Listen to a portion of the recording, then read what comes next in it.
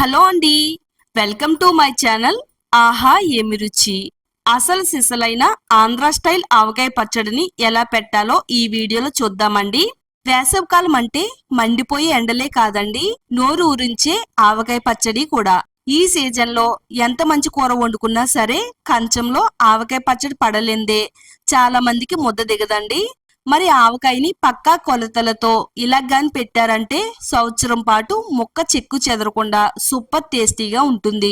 మరి వీడియోని ఎక్కడ కూడా స్కిప్ చేయకుండా ఫస్ట్ నుంచి లాస్ట్ వరకు చూడండి. వీడియోని లైక్ చేయండి, ఛానల్ ని సబ్స్క్రైబ్ చేసుకోండి. ఈ వీడియోని మీ ఫ్రెండ్స్ కి ఫ్యామిలీ వాళ్ళకి షేర్ చేయండి. నేను ఇక్కడ 8 కేజీల ఆవకాయ పచ్చడిని అయితే తయారు చేస్తున్నానండి. ముఖ్యంగా మనం పచ్చడి పెట్టేటప్పుడు మామిడికాయల్ని చాలా గట్టిగా ఉండేవి తీసుకోవాలండి. అప్పటికప్పుడు ఫ్రెష్ గా చెట్టు నుంచి కోసిన కాయలు తెచ్చుకుని మనం ఆవకాయ పచ్చడి పెట్టినట్టయితే పచ్చడి పాడవకుండా ఉంటుందండి. సాఫ్ట్ గా ఉండే కాయలు గనక మనం పెట్టినట్టయితే పచ్చడి అనేది చాలా తొందరగా పాడైపోతుంది. మామిడికాయలు అన్నిటినీ కూడా దాని పైనుండే ముచ్చుకిని కట్ చేసి దాంట్లో ఉండే జీడంతా కూడా బయటకు వచ్చేంత వరకు కొద్దిసేపు అయితే పక్కన ఉంచాలండి. ఆ తర్వాత మామిడికాయలు అన్నిటినీ కూడా నీళ్ళల్లో వేసి కొద్దిసేపు అలా ఉంచితే గనక మామిడికాయలో ఉండే జీడంతా కూడా బయటికి కక్కేస్తుందండి.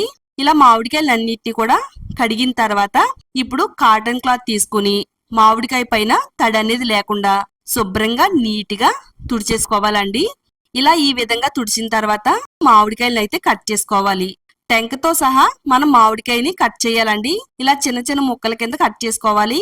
ఏ మాదిరిగా కావాలో ఆ మాదిరిగా మామిడికాయ ముక్కలు కట్ చేసుకోవచ్చు. లోపలుండే జీడిని తీసేయాలండి. టెంక పైన చిన్న పొరలా ఉంటుంది, ఆ పొరను కూడా తీసేసి గాలిలో గాని లేదా ఫ్యాన్ గాలి కింద గాని ఒక 5 నిమిషాలు ఉంచాలండి. మామిడికాయ ముక్కలు అన్నిటిని కూడా ఒక బేసిన్ లోకి తీసి పెట్టుకున్నానండి. కొలత పరంగా తీసుకోవాలండి. నేను ఇక్కడ ఒక తవ్వ తీసుకున్నానండి. ఆ తవ్వతో ఒక గిన్నెలోకి కొలిచి వేస్తున్నానండి. 8 తవ్వల వరకు ఒక గిన్నెలోకి వేసానండి. 8 తవ్వలంటే ఒక కొంచెం అండి. కేజీ లెక్క వచ్చేసి 4 కేజీల వరకు ఈ ముక్కలన్నీ ఉంటాయండి. 8 కేజీలు ఆవకాయ ముక్కల్ని ఒక గిన్నెలోకి అయితే తీసుకున్నాను. ఇప్పుడు కారం కొలతను అయితే తీసుకుందామండి. ఆవకాయ పచ్చడి కారాన్ని అయితే తీసుకుంటున్నాను. కారం అనేది చాలా ముఖ్యమండి. ఆవకాయ పెట్టేటప్పుడు మనకు మార్కెట్లో ఆవకాయ కారం దొరుకుతుందండి. పచ్చడి పెట్టే ఒక 4 రోజుల ముందు మిరపకాయలను బాగా ఎండలో ఆరబెట్టుకుని శుభ్రంగా నీట్గా తుడుచుకుని ఆ తర్వాత మిల్లి పట్టిస్తే గనక చక్కగా మనకి కారం అనేది చాలా బాగుంటుందండి. 8 కేజీలు మామిడికాయ ముక్కలకి 3 తవ్వల కారం అండి. వెయిట్ లో చూసినట్టయితే 1.5 కేజీల కారం అండి. ఇప్పుడు ఆవపిండిని కూడా వేసుకుందామండి. కారాన్ని ఎంతైతే తీసుకున్నామో ఆవపిండిని కూడా అంతే తీసుకోవాలండి. 3 తవ్వల ఆవపిండిని కూడా వేస్తున్నానండి. ఆవపిండి కూడా తయారు చేసుకునేటప్పుడు మనం ఆవాల్ని ఒక 3 రోజులు ఎండలో ఆరబెట్టి తర్వాత మిక్సీ పట్టినట్టయితే చక్కగా మనకి ఆవపిండి అనేది రెడీ అవుతుంది. ఆవపిండి వేసిన తర్వాత ఇప్పుడు ఉప్పు వేద్దామండి. ఉప్పు అనేది మనకి రాళ్ళ ఉప్పు దొరుకుతుంది కదండి.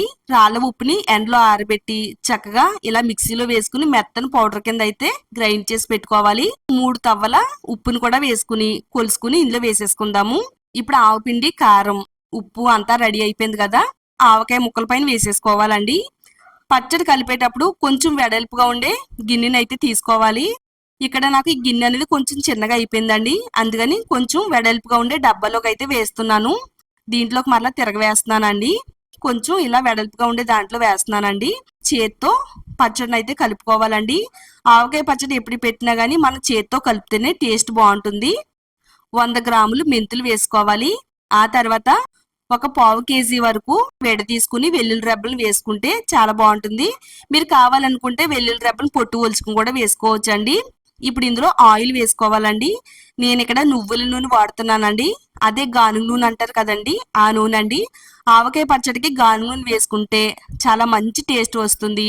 అలాగే పచ్చడి కూడా పాడవకుండా ఉంటుందండి. మీ దగ్గర గానుగ నూనె అనేది లేకపోతే కనుక వేరుశెనగ నూనె అయినా కానీ వాడుకోవచ్చండి. అంతా కూడా బాగా కలిసేటట్టుగా కలిపేసుకోవాలి. నేనైతే ఆయిల్ అనేది ఒకేసారి వేయలేదండి. ఇలా మనం సగం సగంగా ఆయిల్ అనేది వేసుకుని ఇలా కలుపుతూ ఉంటే పచ్చడి అంతా కూడా బాగా కలుస్తుందండి. ఈ 8 కేజీల ముక్కలకి ఒక రెండు గానుగ నూనె పడుతుందండి. ఈ విధంగా కలుపుతున్నట్టయితే అంతా కూడా ముక్కకు అనేది బాగా పడుతుందండి. ఒక డబ్బాలోకి అయితే వేసేసుకుందామండి. ఇక్కడ మనం కలిపేటప్పుడు పచ్చడి అనేది పొడి పొడిగా ఉంటుందండి. కానీ ఒక 3 రోజుల తర్వాత నూనె అనేది బాగా ఊరుతుందండి.